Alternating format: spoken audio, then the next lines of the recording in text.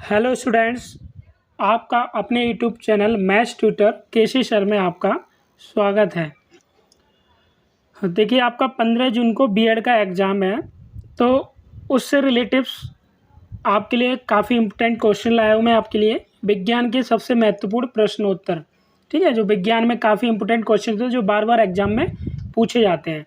तो चलिए स्टार्ट करते हैं। क्वेश्चन पहला क्या है आपका, लार में कौन सा एंजाइम होता है? तो लार में कौन सा एंजाइम होता है आपका? टाइलिन। ठीक है, लार में आपका टॉयलिन एंजाइम होता है। फिर दूसरा क्वेश्चन है, चाय में कौन सा तत्व पाया जाता है? चाय में कौन सा तत्व पाया जाता है? कैफीन। चाय में आपका कैफीन पाया जाता है, ये इसका आंसर हो गया। फिर अगला क्वेश्चन है, अवतल लेंस हमेशा किस प्रकार का प्रतिबिंब बनाता है? तो अवतल लेंस हमेशा आभासी प्रतिबिंब बनाता है। ठीक है, आभासी प्रतिबिंब। फिर अगला क्वेश्चन देखिए, पपीता में पीला रंग किसके कारण होता है? तो पपीता में पीला रंग किसके कारण होता है?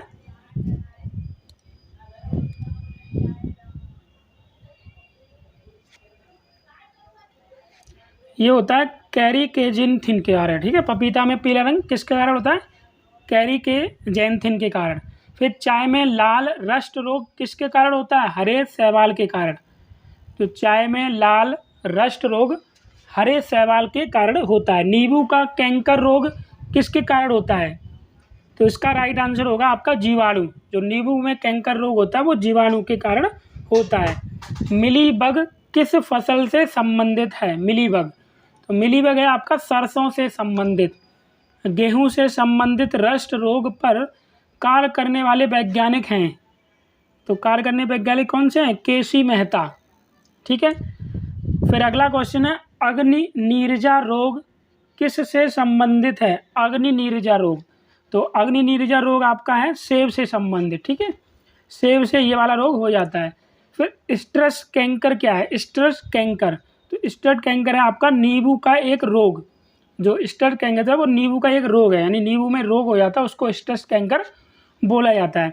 आलू में ब्लैक हार्ट का कारक कौन है? आलू में ब्लैक हार्ट का कारक, तो इसका राइट आंसर हो जाएगा आपका ऑक्सीजन की कमी। जब आलू में ऑक्सीजन की कमी हो जाती है तो ब्लैक हार्ट कारक रोग हो जाता है। ठीक है। पादपों में बना याद्य पदार्थ पौधे के विभिन्न अंगों में किसके द्वारा पहुंचता है?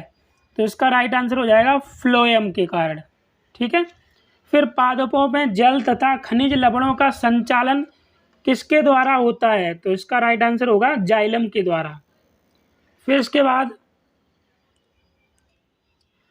बाद अगला क्वेश्चन है, डेसिबल किसे नापने के लिए प्रयोग में लाया जाता है? तो देखिए, डेसिबल हम नापते हैं वातावरण में ध्वनि, जो वातावरण में ध्वनि होती है उसको नापने के लिए डेसिबल का उपयोग किया जाता है। वंशागति के अध्ययन से संबंधित जीव विज्ञान की शाखा क्या है? तो इसका राइट आंसर हो जाएगा आपका आनुवंशिकी। निम्नलिखित में से किसको आनुवंशिकी का पिता कहा जाता है? तो इसका राइट आंसर होगा मेंडल। ठीक है, मेंडल।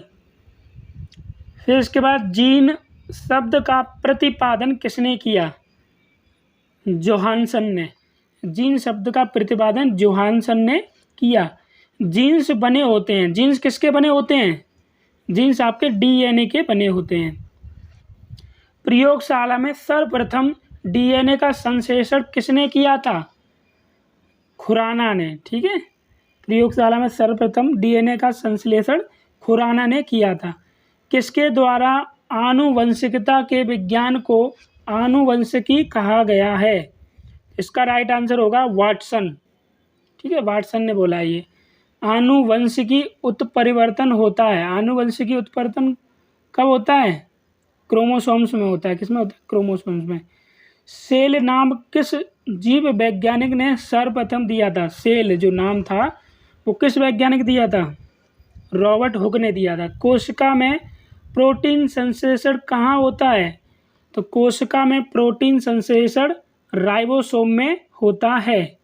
80% से अधिक सेल में पाया जाने वाला पदार्थ क्या है? तो इसका राइट आंसर होगा जल। ठीक है, तो ये आपके विज्ञान के इम्पोर्टेंट क्वेश्चन से। अब देखिए आगे और इम्पोर्टेंट क्वेश्चन बताता हूँ आपको। देखिए आगे क्वेश्चन देखिए आप, हरे पौधों द्वारा भोजन बनाने की क्रिया क्या कहलाती है? हरे पौधों द्वारा भोजन बनाने की क्रिया कहलाती है आपकी क्या? प्रकाश संश्लेषण क्रिया कहलाती है। ठीक है।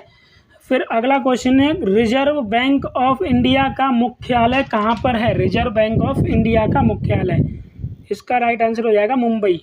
तो रिजर्व बैंक ऑफ इंडिया का मुख्यालय कहाँ पर? मुंबई में। विश्व का सबसे बड़ा द्वीप कौन सा है? तो इसका राइट आंसर होगा ग्रीनलैंड। विश्व का सबसे बड़ा द्वीप है आपका ग्रीनलैंड। स्वतंत्र भारत के प्रथम राष्ट्रपति कौन थे? डॉक्टर राजेंद्र प्रसाद। काली मिट्टी किस फसल के लिए सर्वाधिक उपयुक्त है? बताइए काली मिट्टी किस फसल के लिए सर्वाधिक उपयुक्त है? तो इसका राइट आंसर हो जाएगा कपास। काली मिट्टी कपास के लिए सर्वाधिक उपयुक्त है। ठीक है। भारत में सबसे पुरानी पर्वत श्रृंखला कौन सी है? तो इसका राइट आंसर क्या होगा? अरावली पर्वतमाला। भारत में सबसे पुरानी पर्वत श्रृंखला अरावली पर्वतमाला है। भारत की सबसे लंबी स्थलीय सीमा किस देश से लगती है? तो भारत की सबसे लंबी स्थलीय सीमा बांग्लादेश से लगती है। ठीक है। इन क्वेश्चंस को आप एग्जाम देने से पहले एक बार जरूर याद कर लें, एक रट लें इनको, जो आपको क्वेश्चन एग्जाम में मिलेंगे। किस नदी को बिहार का शोक कहा जाता है? तो इसका राइट आंसर हो जाएगा कोसी नदी। वायुमंडल में सबसे अधिक किस गैस का प्रतिशत है? तो इसका राइट आंसर क्या हो जाएगा? नाइट्रोजन। कोणार्क का सूर्य मंदिर किस प्रदेश में स्थित है? तो इसका राइट आंसर क्या हो जाएगा? उड़ीसा। जो कोणार्क का सूर्य मंदिर है वो आपका उड़ीसा में स्थित है। जैसे आपके ये क्वेश्चंस हो गए। अब आपको कुछ और इम्पोर्टेंट क्वेश्चन बताता हूँ। अब देखिए आपको भारतीय संविधान से अति महत्वपूर्ण 20 क्वेश्चंस हैं, उनके बारे में बताते हैं कि ग्राम पंचायत का निर्वाचन कराना किस पर निर्भर करता है? तो इसका राइट आंसर हो जाएगा राज्य सरकार पर। ठीक है। राज्य सरकार ग्राम पंचायत का निर्वाचन यानी चुनाव करवाती है। ठीक है। राज्य में राष्ट्रपति शासन से तात्पर्य राज्य में किसके शासन से है? तो इसका राइट आंसर क्या हो जाएगा? राज्य के राज्यपाल के। यानी कि जब राष्ट्र में राष्ट्रपति शासन लग जाता है तो वहाँ पे राज्यपाल का शासन चलता है, उसमें आपका मुख्यमंत्री का कोई भी शासन नहीं चलेगा। फिर तीसरा क्वेश्चन है, राष्ट्रपति राज्यों में किस अनुच्छेद के तहत राष्ट्रपति शासन आरोपित करता है? तो इसका राइट आंसर हो जाएगा आपका अनुच्छेद 356। राज्यसभा का पदेन अध्यक्ष कौन होता है? राज्यसभा का पदेन अध्यक्ष होता है भारत का उपराष्ट्रपति। भारतीय संविधान किसको हटाने की व्यवस्था प्रदान नहीं करता है? भारतीय संविधान किसको हटाने की व्यवस्था प्रदान नहीं करता है? तो इसका राइट आंसर क्या है? राज्यपाल। यानी राज्यपाल को हटाने की व्यवस्था प्रदान नहीं करता है। कार्यकाल पूर्ण होने से पूर्व भारत के राष्ट्रपति को उनके पद से कौन हटा सकता है? यानी कार्यकाल पूरा होने से पहले संसद द्वारा महाभियोग लगाकर, यानी जो संसद होता है उसमें महाभियोग लगाकर हम राष्ट्रपति को हटाया जा सकता है। भारत के प्रधानमंत्री को कौन नियुक्त करता है? इसका राइट आंसर होगा राष्ट्रपति। जो भारत का प्रधानमंत्री होता है उसको राष्ट्रपति नियुक्त करता है, लेकिन जो चुनाव होते हैं वो जनता द्वारा कराए जाते हैं। ठीक है। जनता ही चुनाव चुनती है, लेकिन नियुक्त करता है राष्ट्रपति। राष्ट्रपति के चुनाव में कौन भाग लेता है? राष्ट्रपति के चुनाव में लोकसभा, राज्यसभा तथा विधानसभा के सदस्य भाग लेते हैं। ठीक है। ये सभी मिलकर वोट डालते हैं, तब राष्ट्रपति का चुनाव होता है। लोकसभा व राज्यसभा की संयुक्त बैठक कब होती है? इसका राइट आंसर हो जाएगा आपका संसद सत्र शुरू होने पर। कौन सा अधिकार केवल राज्यसभा को प्राप्त है? कौन सा अधिकार केवल राज्यसभा को प्राप्त है? तो इसका राइट आंसर होगा